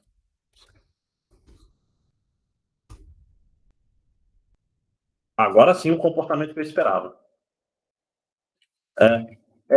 É porque o vetor estava declarado nesse else aqui, não estava e ficou tudo doido. Agora com o vetor declarado, o compilador ficou confuso. O vetor declarado aqui, ó, que eu não tinha compilado de novo. Foi mais burro que isso, quer ver? Eu compilei, deu erro e eu simplesmente ignorei o erro que deu, né? Parabéns para mim. Tá? Então o que acontece? No código Py, que bom que eu não falei nada, eu só fui testar mesmo. O código Py, quando virou exec, ele também virou outra coisa. Ou seja, você não precisa chamar fork para chamar exec. Um único código ele pode virar outro a hora que ele quiser. Claro? Show. Show, show. Você pode, por exemplo, chama fork, o filho continua e o pai vira outro. Só que aí é mais perigoso, porque se esse outro terminar, o filho morre junto, né? Tem que tomar cuidado com essas coisas. É estranho, né? Eu falei que era meio... Por que eles fazem as coisas assim? Mas eu vou explicar por que é feito assim. Tá? Então vamos lá. A função exec ela tem múltiplos sabores. É tipo uma sorveteria. Tá? Ela tem dois argumentos normalmente. Tá? Dois tipos de argumento. Um argumento é o executável que tu quer rodar. E outro argumento são os argumentos. Né? É o quê? Por exemplo, aqui eu estou rodando VI, né? VI. E esse cara aqui, P3 exec, é um argumento, não é verdade? Então, na prática, eu tenho que passar o executável e o argumento. Aqui no GCC, esse é o executável e esses são os argumentos. Certo? Mas eu não pedi minha comida, só. Eu tô muito. Eu vou acabar em pegar, quer ver alguma coisa assim. Mesmo porque Subway funciona melhor quando você pega lá. Os caras não sabem montar direito no iFood, mas ok. Vamos lá. Tá? Até me perdi na forma. Tem que passar, geralmente, o executável. Eu nem me falo Netflix. Saudade de assistir alguma coisa, não dá tempo. E parâmetro. Tá? Só que eu tenho 4 formas de fazer isso. O que eu mostrei para vocês foi esse primeiro, exec VP. Né? Esse cara, cada letrinha dessa simboliza alguma coisa, tá? O V é que é um vetor com os argumentos, né? Nesse esquema aqui. É o quê? Um vetor em que o 0 é o executável, o 1 é um argumento, o 2 é outro argumento, e o último é um nulo para dizer que o vetor acabou, né? Certo? Então, exec VP, é esse que a gente viu. O primeiro argumento é o nome do arquivo, e reparem, eu coloquei WC, eu poderia colocar ./a.out, por exemplo. Que ele usa path relativo. Vocês sabem a diferença de path relativo para path absoluto, né, gente? Nessa altura do campeonato. Quando eu rodo assim, isso daqui é a mesma coisa disso aqui.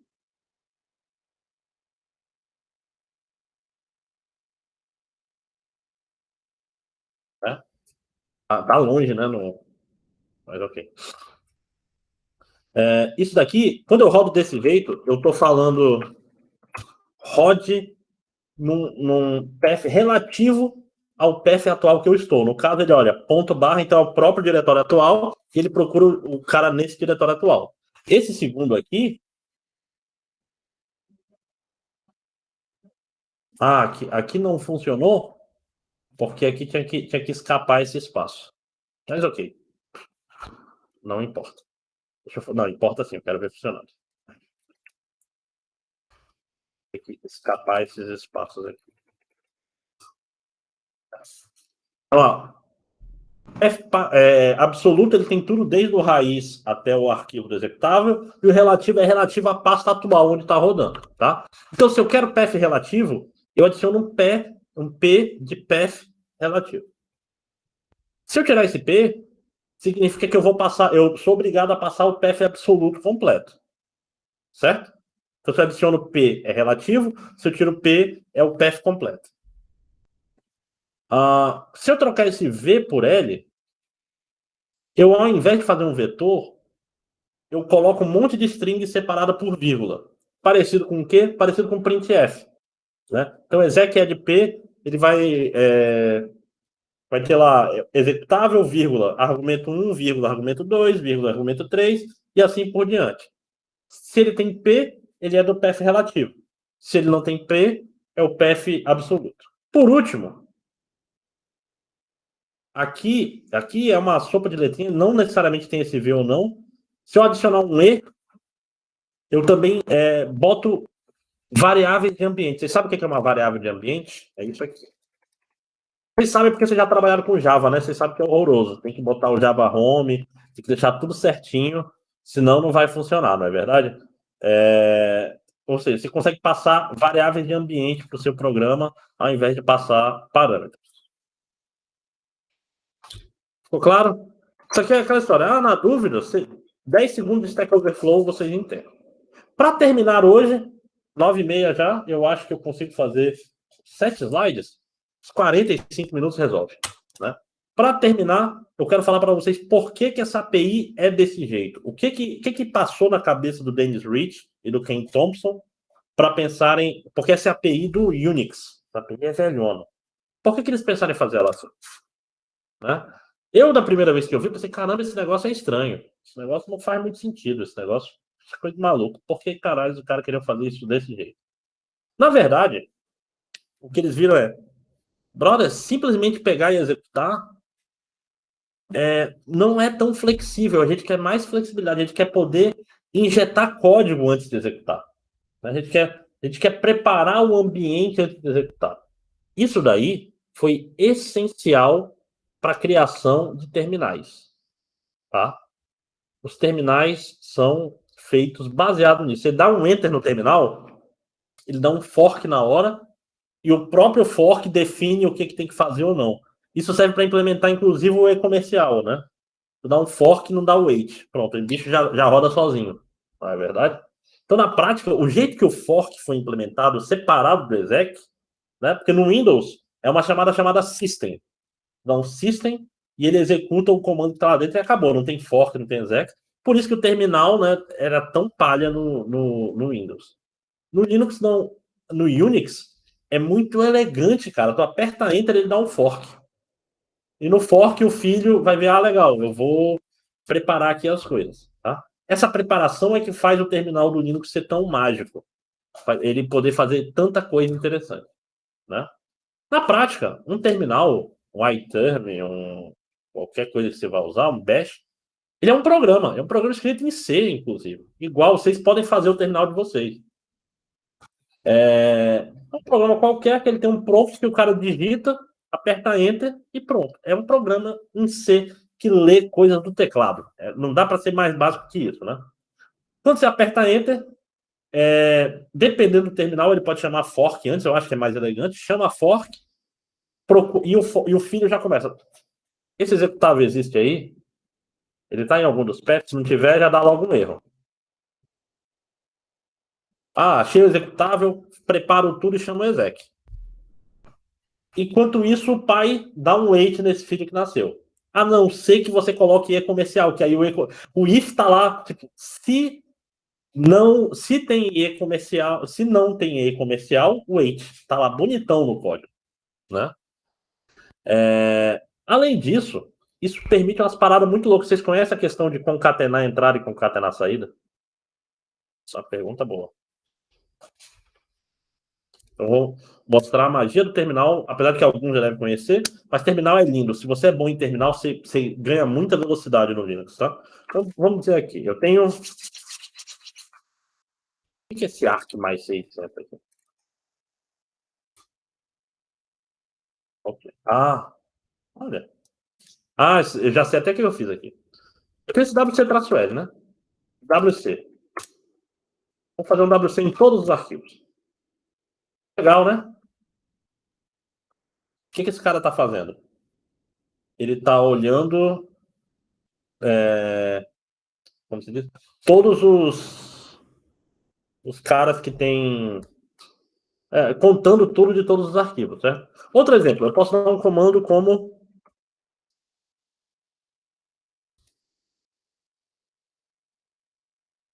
Ele mostra na tela. Sabe o que eu posso fazer também? Eu posso rodar esse comando aqui e eu posso fazer isso.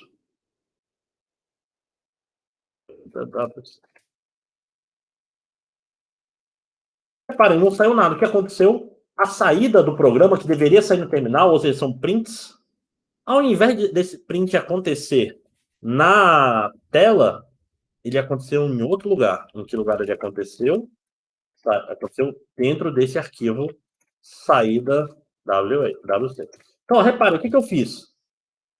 Eu peguei a saída de um programa e joguei ela para um arquivo, como mágica. Como isso é feito?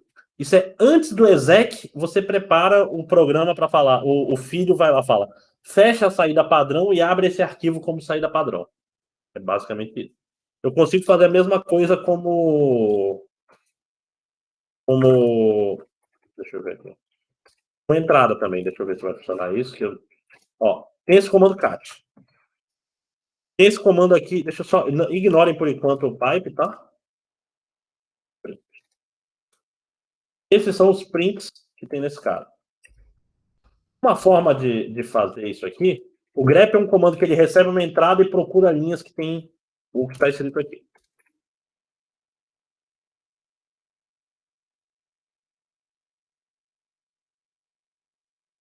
Aqui né? Esse não está funcionando. Olha só que interessante. O grep, ele lê de algum lugar e procura. Ele está lendo desse outro arquivo. Ou seja, todo lugar que tiver scanf no código desse programa, ele, ao invés de estar lendo alguma coisa que o cara digita, ele está lendo desse arquivo. É assim que o CodeBench funciona. Já pensaram nisso? No CodeBench você digita com scanf, printf, cin, cout, mas não tem ninguém digitando quando ele vai, né? O que o CodeBench faz, ele tem uns arquivos lá de testes e ele roda o seu programa lendo desses arquivos de teste, usando essa concatenação de entrada e de saída. Ou usando... E esse é o pipe, né? O pipe, ele gera uma filinha, mas eu vou explicar mais para frente. Vocês entenderam esse conceito de entrada e saída, de redirecionar? Porque eu tenho um exemplo dele aqui, como é que é implementado. Todo mundo entendeu o conceito? Porque agora eu vou mostrar ele funcionando. Então, esse exemplo aqui, repare. Fez o fork. O filho, isso aqui é receita pronta de internet. Ele fecha a saída padrão, std out, né? Standard output, e ele abre esse cara aqui, um arquivo qualquer. O que são essas coisas aqui? Tá abrindo, cria o arquivo, somente gravação, trunca, blá, blá, blá. Aqui se pega na internet. Depois, se vocês quiserem aprofundar, o manual tá aí para isso. Então, ele fechou a saída padrão e abriu esse arquivo. E fez o mesmo comando, né? Vamos ver ele funcionando aqui.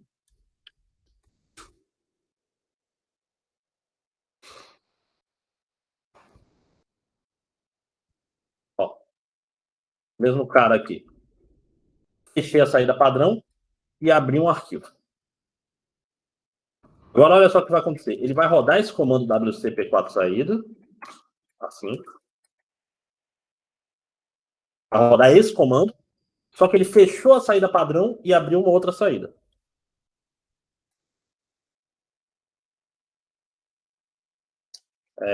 C++. Oxe.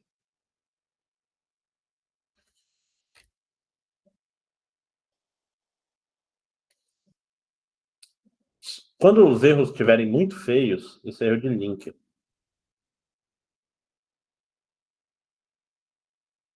Ah, eu não botei o ponto C.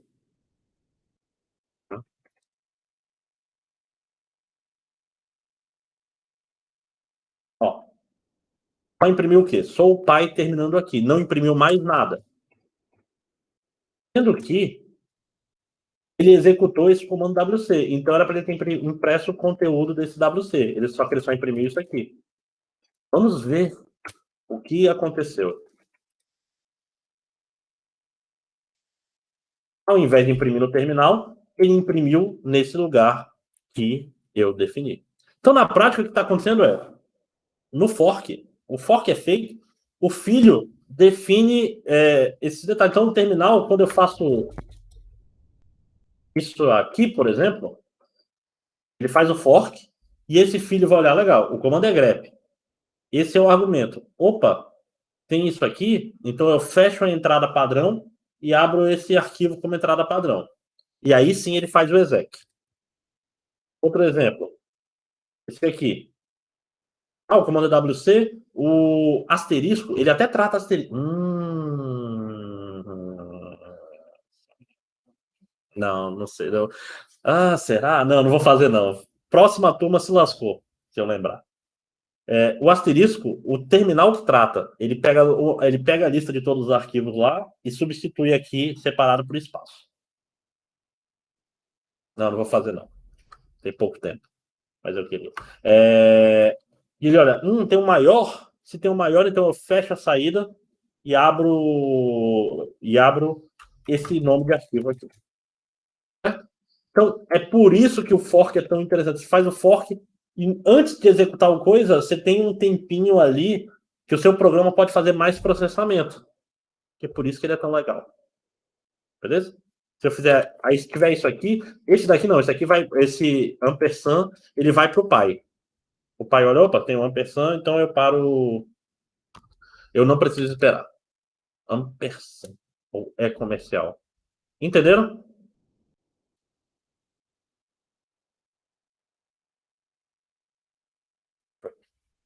Para terminar, tem esse último cara que eu mostrei rapidamente para vocês, que é o pipe.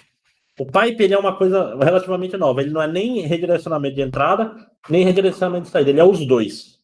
Tá? O pipe, na prática, ele faz a saída de um programa sem a entrada do outro. E isso funciona de uma forma muito linda. Ele faz um vetorzão aqui entre os dois. Então, aqui, deixa eu.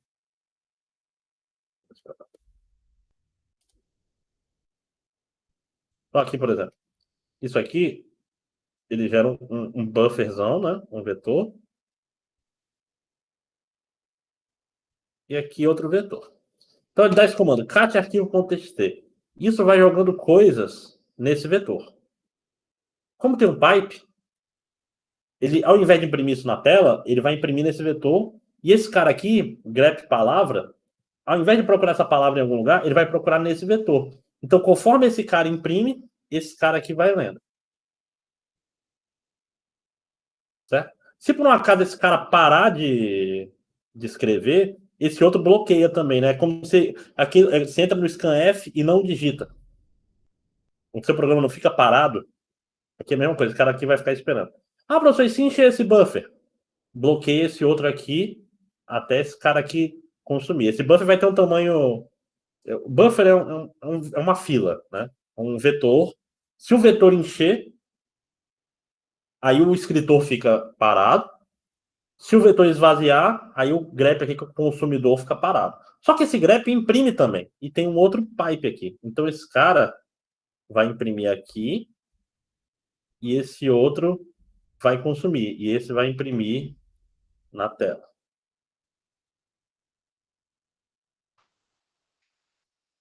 Certo? Então olha só que legal.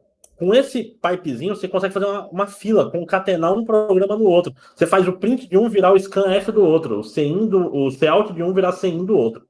Por magia. E o SO organiza isso tudo. De novo, se esse cara aqui fez um scanf e esse outro não imprimiu, ele bloqueia.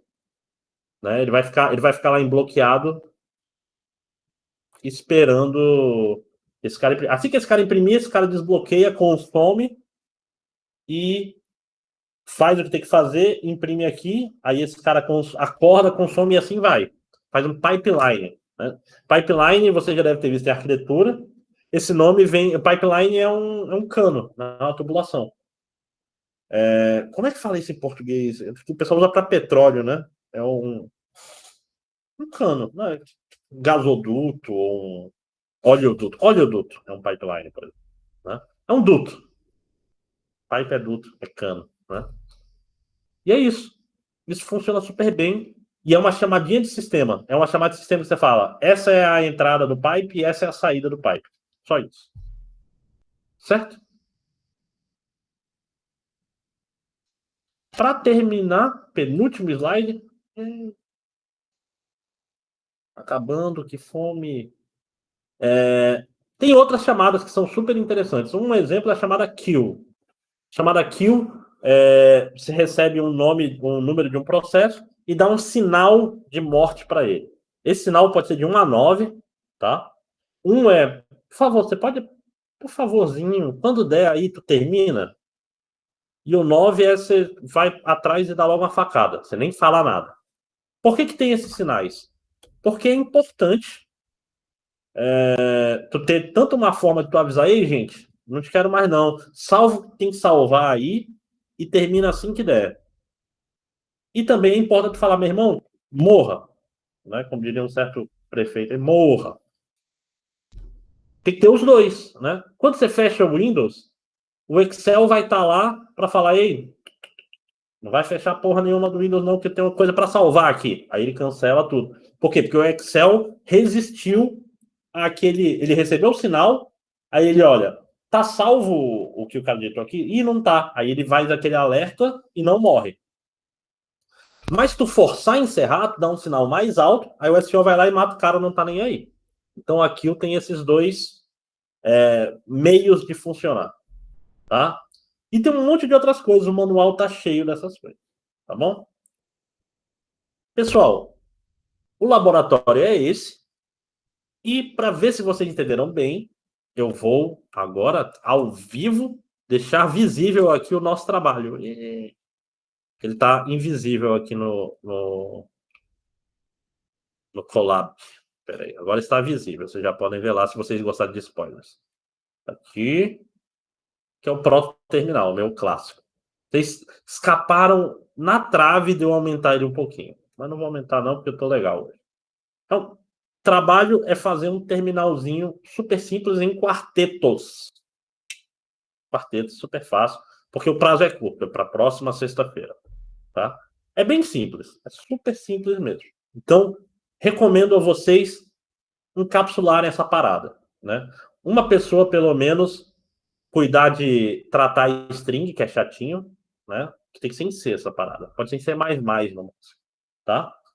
Você vai ter que implementar um terminal. Primeira coisa, tem que ter ls, que vai mostrar o que tem no diretório atual, cd, para trocar de diretório, e tem que trocar de diretório de verdade, né? Se eu trocar de diretório, eu quero executar coisa em outro diretório.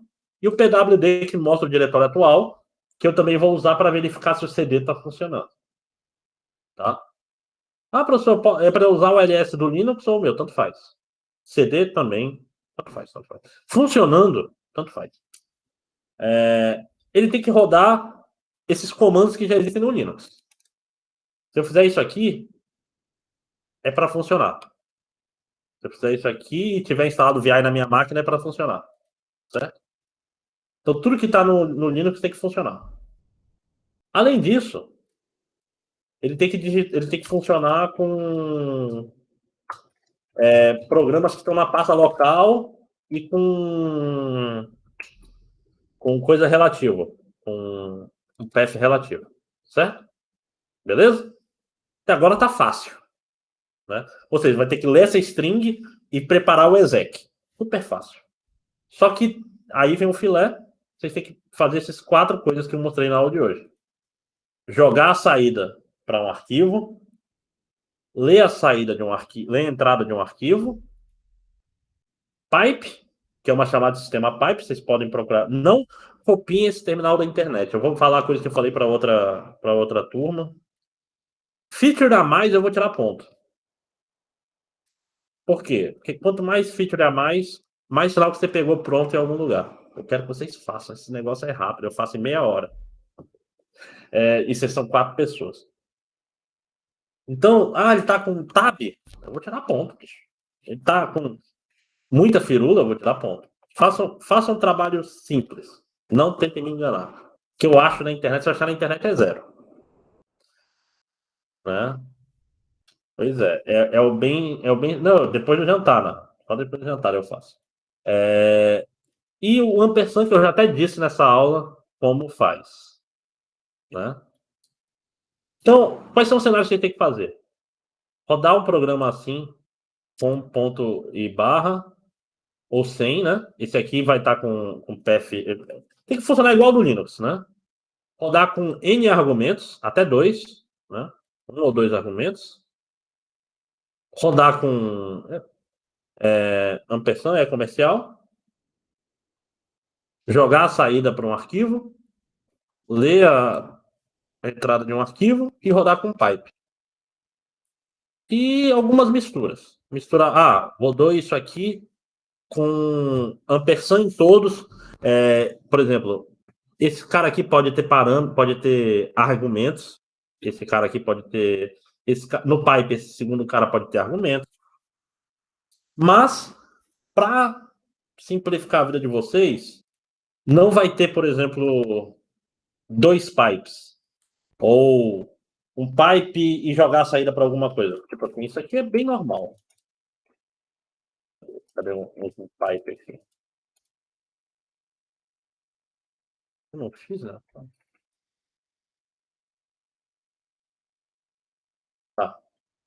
Tá ruim de ver, mas jogar essa saída para algum lugar. Não vai ter. Tá? Então, entre pipe e redirecionar a saída, cada um vai estar. Só vai ter um por comando, tá? De nada. Certo? Não peguem códigos prontos na internet. Fale 2 pontinhos. Professor, 2 pontos é pouco, não, mas essa disciplina é cheia de poucos pontos. Eu vou subir isso para 2,5. Eu tô legal. 2,5, vou subir agora. Para eu editar. 2,5 para entregar sexta-feira que vem. Alguma dúvida? Professor, eu tenho uma dúvida, na verdade, daquele questionário que você tinha colocado. Precisava colocar os prints do terminal ou era só responder aquelas perguntas? Só responder as perguntas. Tá, beleza. Beleza? Diguinha. Nesse segundo cenário aí, só roda com 2 argumentos. 2 argumentos é o limite superior ou pode ser argumentos indefinidos? Se fizer com indefinido, eu aceito. Mas tem que ter no mínimo até 2. Beleza. Tá? Tem que lembrar o seguinte. Esses 2 podem estar bem aqui, né? Podem estar aqui. Tá? Então tenham isso em mente. A parte chatinha. Eu tô falando, a parte mais difícil desse negócio é tratar a string. Por incrível que pareça. C++ ajuda nessas horas. Não. Se você tiver já experiência C++, eu aceito C++ de boas. Tá? Aquela história, vocês estão em quarteto, dá para dividir. Isso daqui é super fácil de dividir, né? Um cara vai fazendo, joga a saída, outro joga a entrada. Vocês têm que aprender a trabalhar em grupo, né? Isso é importante para a área de computação hoje em dia. Todo mundo trabalha em times, né? Aquela história, o cara que está fazendo a main, vocês só discutem, tipo assim, tu vai implementar o concatenar, jogar a saída, faz uma função assim. Essa vai receber isso e pronto. Aí tu pode botar só as funçõezinhas vazias na main enquanto isso. Né? Depois é só fazer a integração. Beleza, pessoal? Digam. Outra dúvida aí, vai ser necessária captura de erros, por exemplo, ele digitou, não sei, dois sinais de menor aí, um do lado do outro. Eu vou ter que prever esse tipo de coisa? Sintaxe, forçar a sintaxe? Não. Esse trabalho é sobre a parte de chamar de sistemas. Eu vou literalmente olhar. Saiu a saída no lugar certo? Beleza. Tá? Eu não vou Então ficar. eu não vou ter que vai me ter preocupar com a entrada errada. Não. Não pegando segue fault, já vai. Beleza. Né? Tá? É aquela história, eu tô preocupado com as coisas que eu pedi funcionar. É sobre isso, tá? É um trabalhinho esse, tá? Beleza? Pessoal, eu vou parar a gravação. Se ninguém tiver mais nada para falar, quartou, né? Vou lá atrás de comida. Porque não deu tempo de eu pedir, devia ter pedido durante a porra do intervalo. Agora eu vou ter que ir atrás de comida. Vou ver se tem alguma coisa aqui em casa, fazer um miojo. Beleza? Joia. Já é, pessoal. Boa noite. Boa noite, prof. Boa noite, professor. Boa noite, professor. Para de gravar, demônio.